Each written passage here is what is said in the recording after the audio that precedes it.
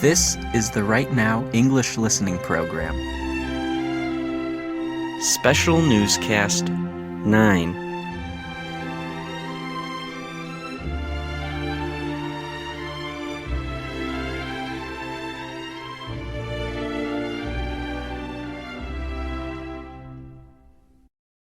Welcome to the Special Newscast, the listening program specially designed for the students of English Right Now. Please listen to the newscast and complete your homework sheet.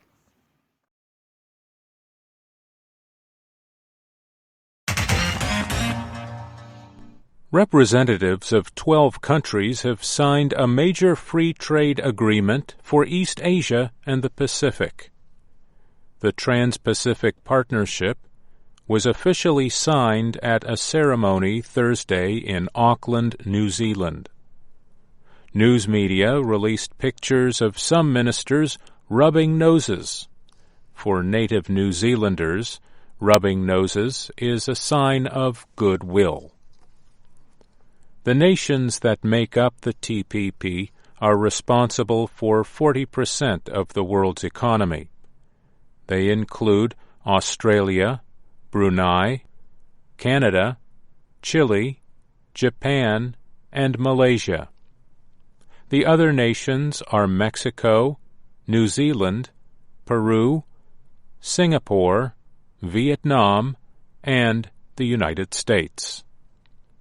In a statement, U.S. President Barack Obama called the agreement a forward-looking trade deal that sets new, high ideals for trade and investment.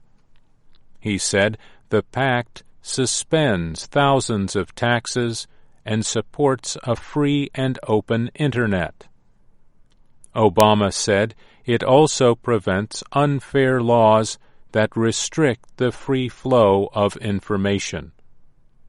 And he added that it includes strong words in support of fair labor policies and environmental protection.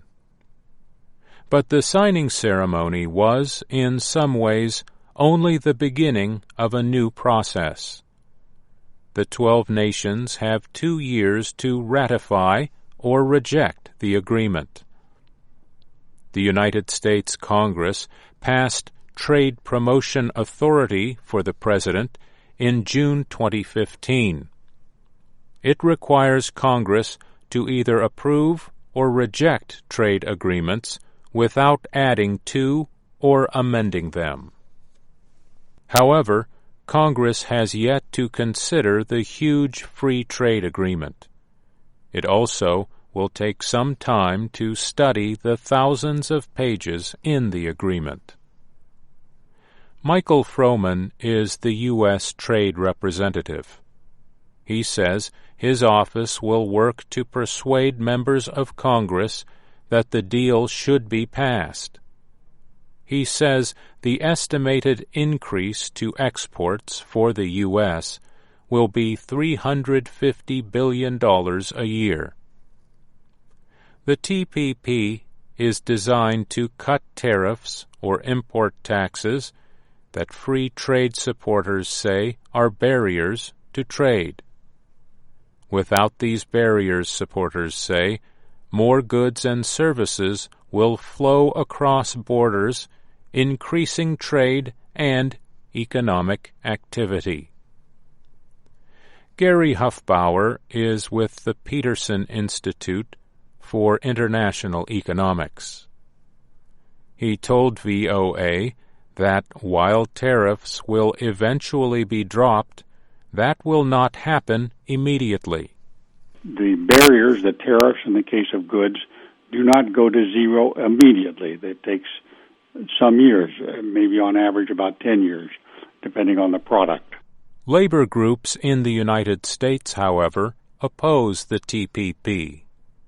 They are concerned that low-cost imports will flood the U.S. market. This would drive prices down and limit the wages that American employers pay their workers. Labor leaders have voiced opposition. They say trade agreements should protect wages and improve labor conditions for workers. It remains to be seen when the TPP agreement will be voted on in the Senate. Gary Huffbauer says, if the deal is not brought to a vote by July, the agreement might be voted on after a new U.S. president takes office next year.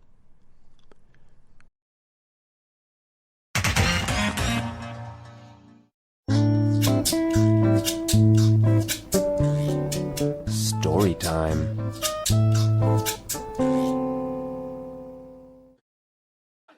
Letter to an Ex. My dearest Susan, sweetheart of my heart, I've been so sad since I broke off our engagement, simply devastated. Won't you please consider coming back to me? You hold a place in my heart that no other woman can fill. I can never marry another woman quite like you. I need you so much. Please forgive me, and let's make a new start. I love you so. Yours always and truly, John. P.S. Congratulations on winning the lottery.